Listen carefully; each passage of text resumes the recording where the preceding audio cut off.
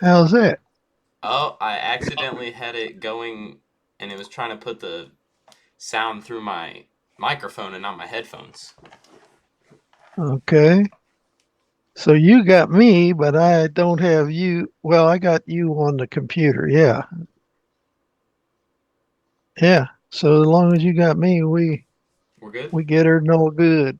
Okay. Anyway, let me see here. Uh, huh. All right. It's your interview. Okay, well, I guess we can just start with like anything you want to introduce yourself with. Not really. Nope. Uh, what do you want to know about my service? I guess we can start with why you wanted to join in the first place. Well, when I was graduating high school, we were right in the middle of Vietnam War. Uh, People were getting drafted. My draft number, we in those days you had a draft number, Mm-hmm. and everybody assumed that they'd be drafted, right, Yeah. including me. So I decided rather than get drafted and not have a choice about where I went or be infantry, I would go ahead and do. And oh, by the way, they said you had to record this. Is that Oh, right? yeah, it's recording, I think. Okay, I just want to make sure so that you don't get Yeah. too far and then you find out, oh crap, we got to do this all over again. Yeah, Right? that would be great. That wouldn't be so good now, would it? Not really. Okay, so let me see here. Oh, oops, a daisy. I'm trying to get in here and get this right. Where is it?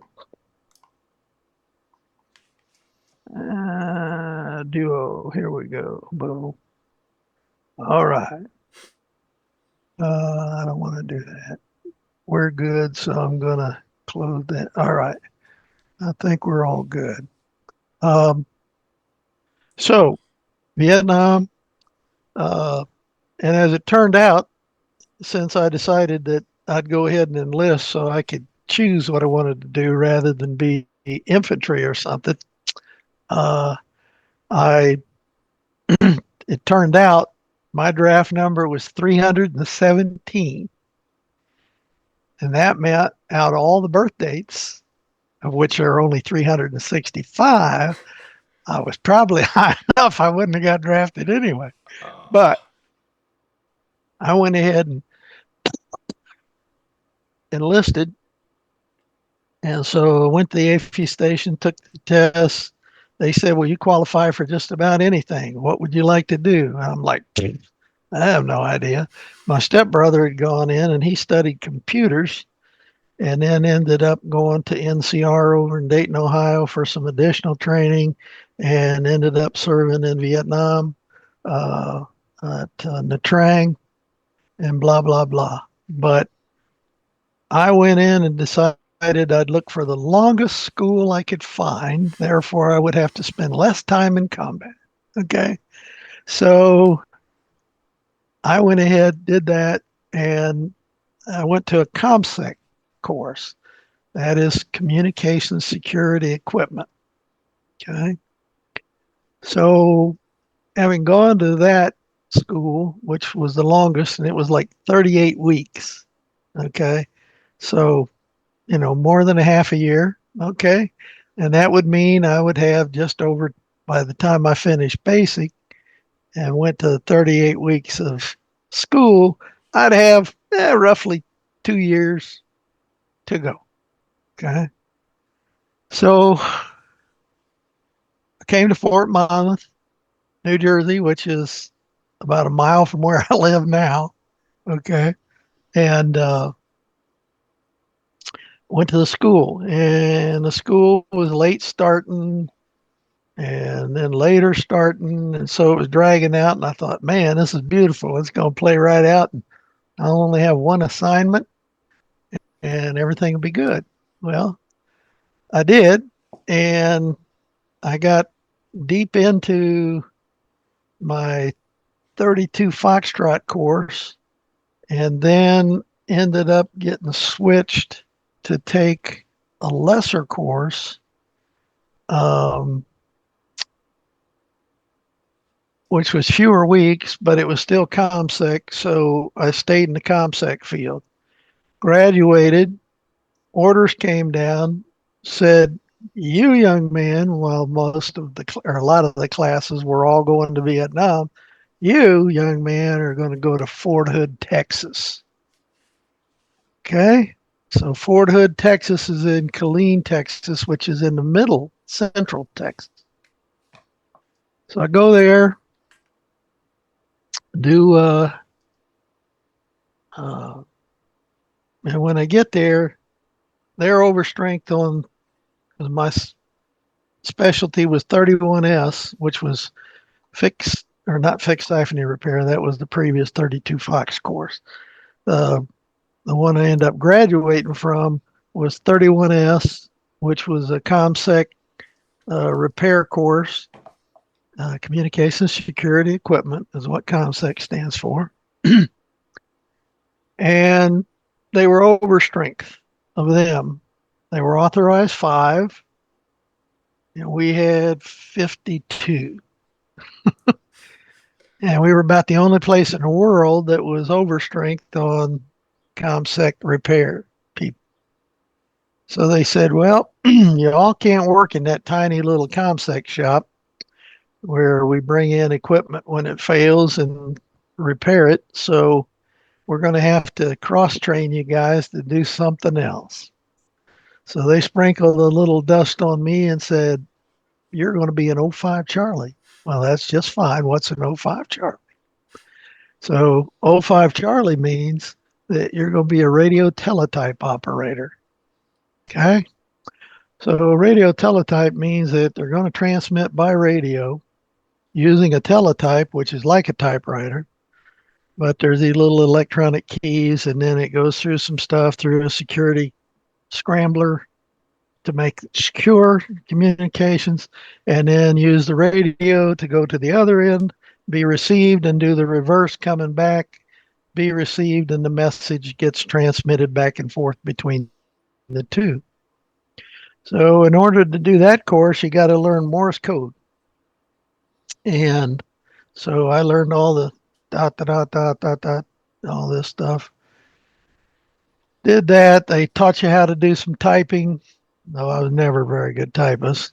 To this day, I do okay, but at any rate, learn how to type, do the code. 8 months later, they, since everybody liked me and I always kept my uniforms really sharp and what have you, was considered to be pretty smart. So 8 months later, they promote me to a team chief. Okay. So coming out of my school, the first time when I left here at Fort Monmouth, I'd been promoted to a PFC, and then because I was in the top level of my class, they made me a Spec 4, okay, which is an E4, starts E1, goes up to E9, which is a command sergeant major, okay. So Spec 4, and then when I got promoted to team chief, I'm a buck sergeant. That's 3 stripes up, 3 stripes down, okay, like so. And poof, I'm a sergeant. And that's one of the pictures you've got is all right, and fatigues and that cap and that. So I became a radio teletype chief. So that meant I was in charge of the team. So I would have some PFCs and Spec 4s and what have you working under me. All right. And then I'd lead the team. And since when you're in the field and you're doing communications, you'll work shifts. You'd like to have an 8-hour shift, but more often than not, it ends up a 12-hour shift because you got other duties that you have to do. And so I would teach the guys, and also because I had the ComSec background, I became a very good troubleshooter of those systems because I understood so many different pieces and parts because I'd been trained on, you know, a lot of the pieces of equipment. So I did my enlistment. Uh, like I say, got promoted. I was soldier of the month, soldier of the quarter. Every time I'd stand guard mount, I'd get make the man, which means you don't have to walk the post unless somebody gets sick or whatever. So when that was to happen, you'd still have to stay in the guard shack, but you were kind of on standby, but you didn't have to walk the post. So it was always great when you made the super, right? Supernumerary. So um, I did that often, and very seldom did I ever have to walk a post. My first commanding officer was from Indianapolis. He liked me, and he said, "You're going to help me bring these guys into shape." The Esprit de Corps was not good in the unit I was in. Okay.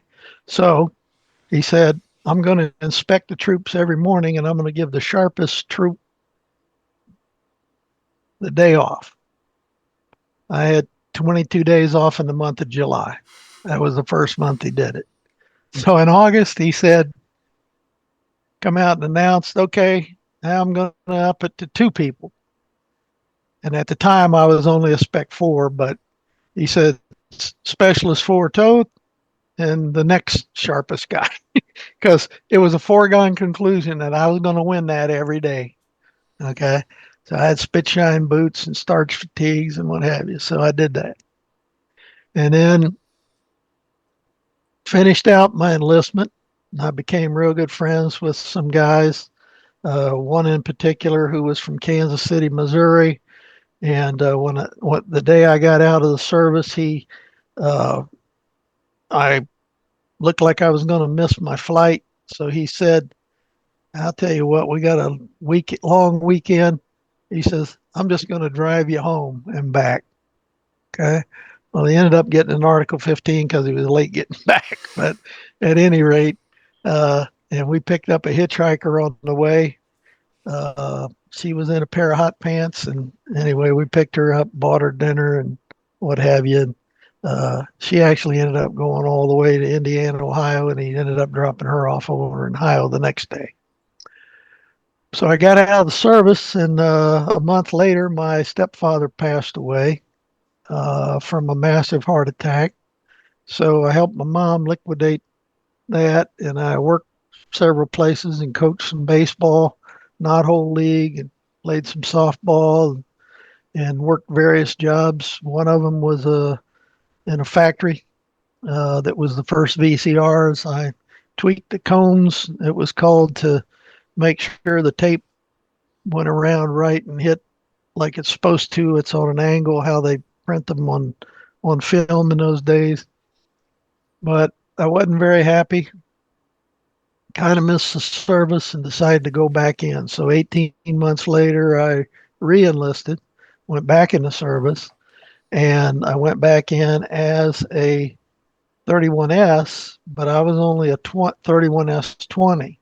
So when I re-enlisted, they were going to send me back to the higher level school, which was better for me. And then so I started, uh, and at that time they had moved the signal school from Fort Monmouth to Fort uh, Gordon, Georgia. Now, I went to Fort Gordon, uh, did my school, and they said, "Okay, now your next assignment's coming up." Um, well, before, let's see, went to Fort Gordon. Oh, so while I'm at Fort Gordon doing my schooling, was it there?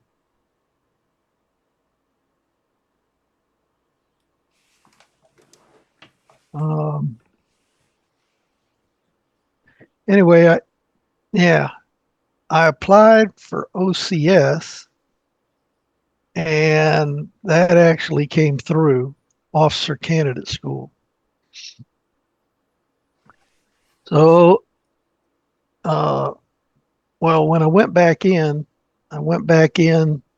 uh, did the schooling, and they sent me to Fort Bliss, Texas, to the 3rd Armored Cavalry Regiment. And that cavalry regiment is pretty well known. It's called Brave Rifles and what have you, but it was, again, at Fort Bliss. That's where I met your grandmother. Okay. And we ended up having a little boy and a little girl. Okay. And one miscarriage in between. Um, so I applied for OCS and got it. And I was due for assignment, and they said at the same time I got my orders, I had got orders to go to Berlin.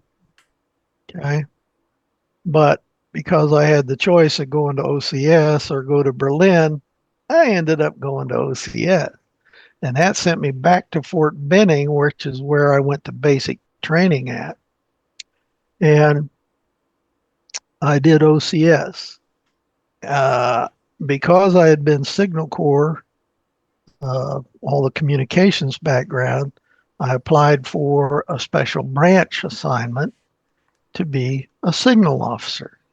And because of all my experience, at that time I had like 7.5 years of experience, they said, yeah, we'd like you to be a signal officer.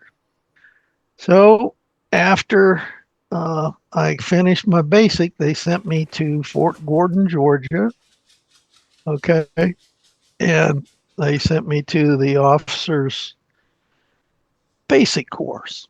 While I was at the officer's basic course, uh, they started looking at, you know, who was talented or whatever. And anyway, they ended up offering me that I could go to radio officers. Uh, yeah, radio systems officers course. Okay. And so that was some more special training. Okay. And then with an initial or with an assignment to Alaska. Okay. Now, I had learned how the Army operates, and it's like, I'd really like to go to Alaska. So I said, and because your grandmother kind of liked the idea when she thought we might be going to Hawaii, and turned that assignment down to go to OCS. That's what it was. Uh, then I put in a request to go to Hawaii, and sure enough, that means they send me to Alaska, which is where I wanted to go. Okay. So I went to Alaska, spent 3 years in Alaska, and as that special training I got, I ended up in the Signal Battalion at Alaska, which was R4 Alaska, which stands for Army Forces Alaska.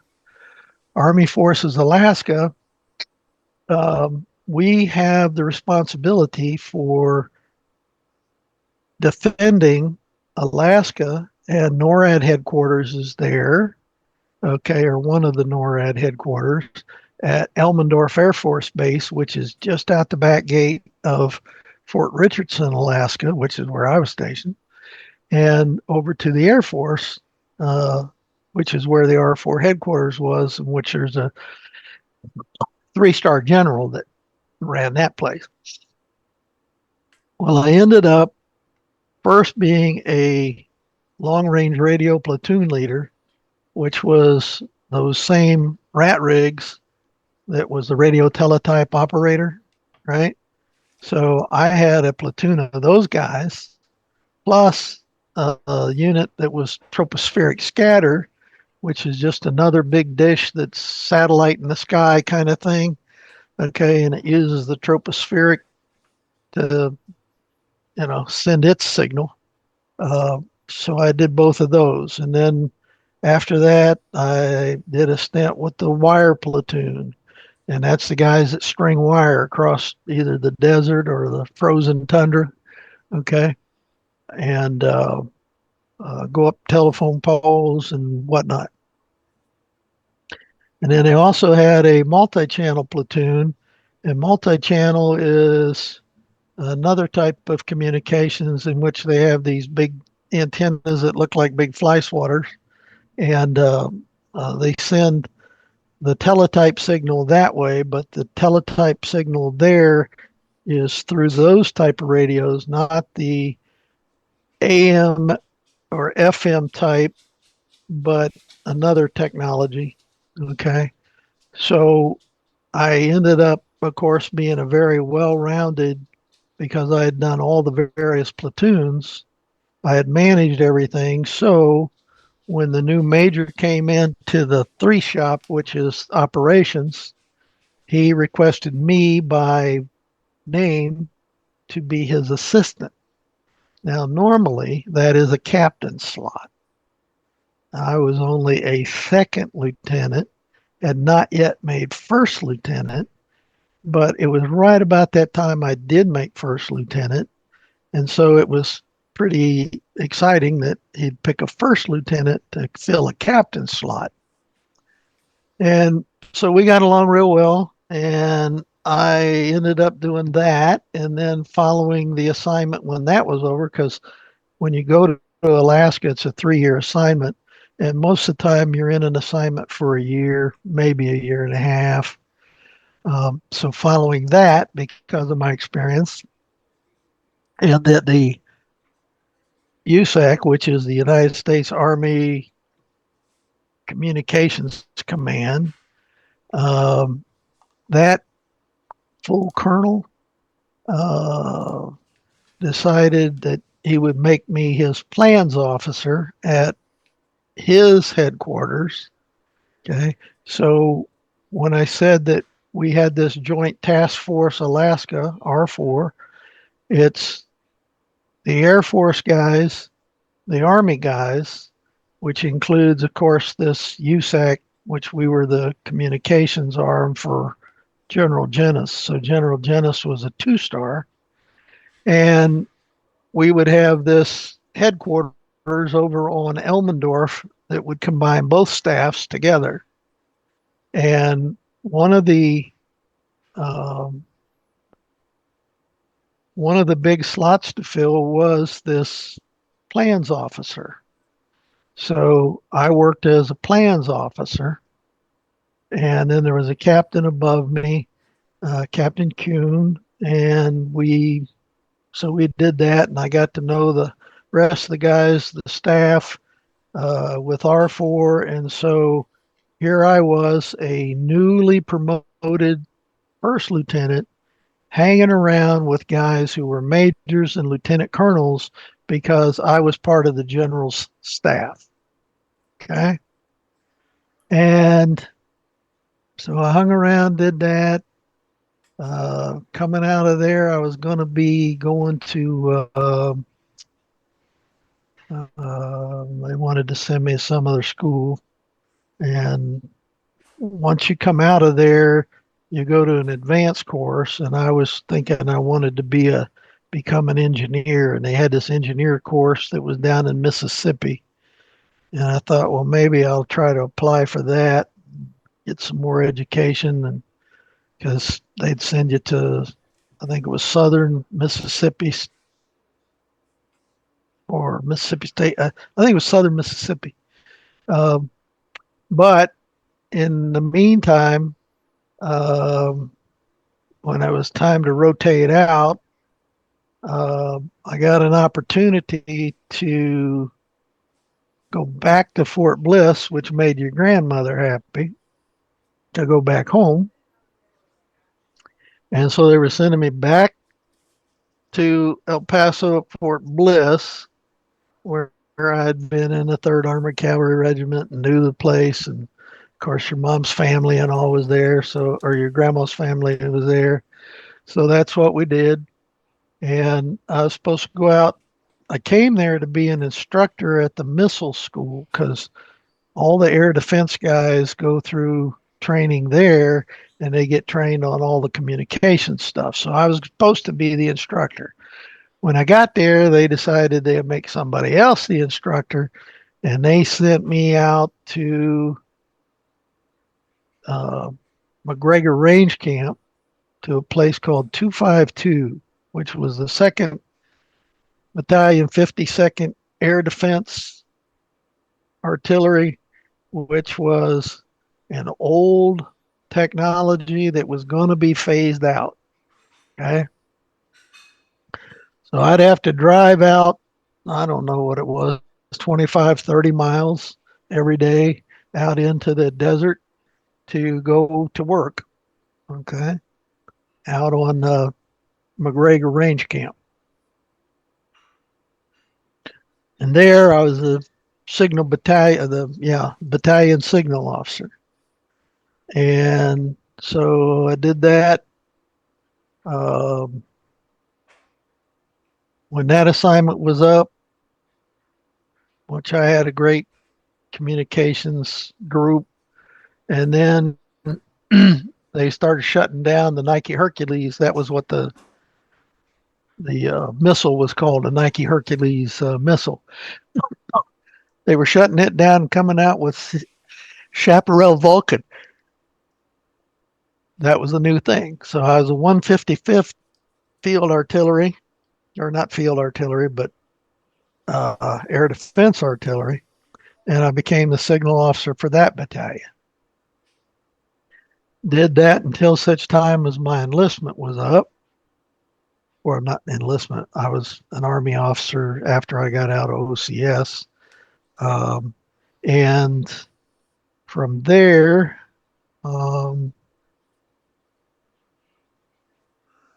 let's see, Air Defense, 151st. Where the hell did they send me? Oh, so then they send me,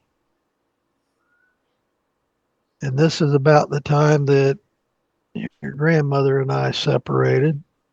Uh, and I got shipped out to Fort Polk, Louisiana, because the 155th ADA was moving there. Okay, so they moved me with them, and I ended up on Fort Polk, and I was the signal battalion there, signal battalion officer, and I got all kinds of accolades and things where they had a IG inspection, which is what they call the white glove, and they go look at everything, nitty gritty.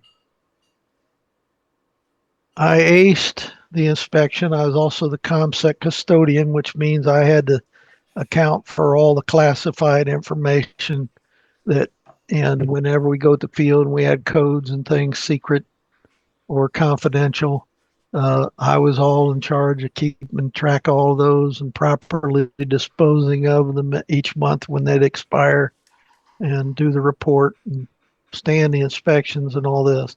Well, I always aced all the inspections, which was unheard of. And anyway, did real well. And then that was about the time I was getting a little fed up, but I thought I was going to go become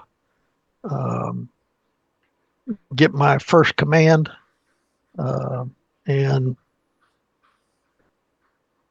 company command at the signal battalion. But by that time, my knees were really bad. They had started going bad in Alaska, and because I got a football injury in 1969 when I was here at Fort Monmouth playing football, and I never got it operated on until I came back in the service.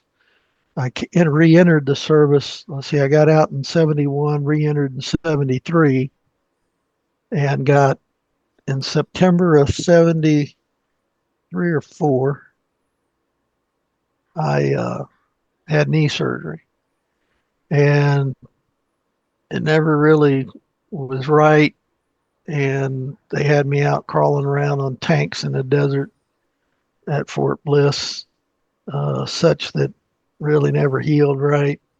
So, with all this additional stuff, plus the cold in Alaska and what have you, I had ended up with a physical profile because the cold would make my leg just atrophy to the and could hardly walk on it. But um, so they boarded me twice, medically boarded me. I had to go to San Francisco to Army Letterman Hospital.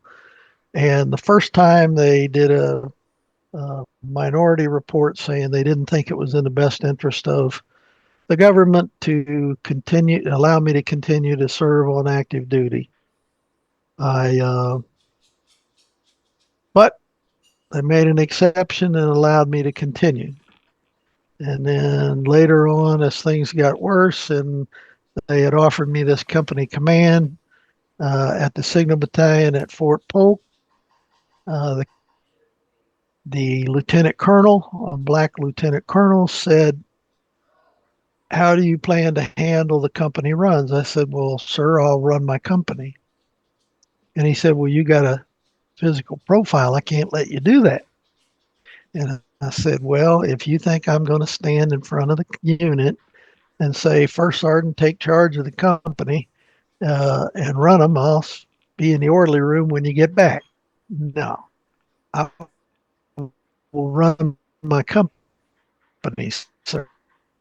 "Well, I can't let." I said, "Well, then I guess you're going to have to find another company commander because I won't lead men that way." So that's the point at which I decided, looked like I was going to have to be medically boarded and put out of the service for a medical discharge, which they did. And I checked out with $64,000 payday the last day. And from there, I left my assignment at Fort Polk, hung around, bought a motel. Uh, well, I met somebody who was in the motel business, thought we were going to have our own. We ended up buying one out in Cotulla, Texas, and that didn't do so well. I went on, did other things. But anyway, that's pretty much the way my service went. I was fortunate enough to only be stationed in the United States of America, never had to go overseas, and that was 14 and a quarter years of service. Nice. Highly unlikely Yeah. that any soldier would do that, but here we are. Uh-huh. Okay, well that answered a lot of questions, so let me just look real quick. Um, I guess what did you do in your free time throughout your different experiences on camps and forts? Right. Well, I played all the sports all the time. I played football. That's how I messed up my knee playing football. I was a quarterback and they switched me to halfback and I got hit in the side and it folded in and blah, blah, blah. Okay. Um, then I also played football, basketball, tennis, even pitch horseshoes, anything there was to compete. When we'd have Commanders Day, which units compete against each other. Uh, I even played soccer with those, so I did it all. Uh, Additionally, because I was ambitious, wanted to become an officer, I did night school. So I started taking courses, and you had to have in those days at least 2 years of college to be able to apply for OCS. So that's how I managed to qualify to be able to go to OCS. Hmm.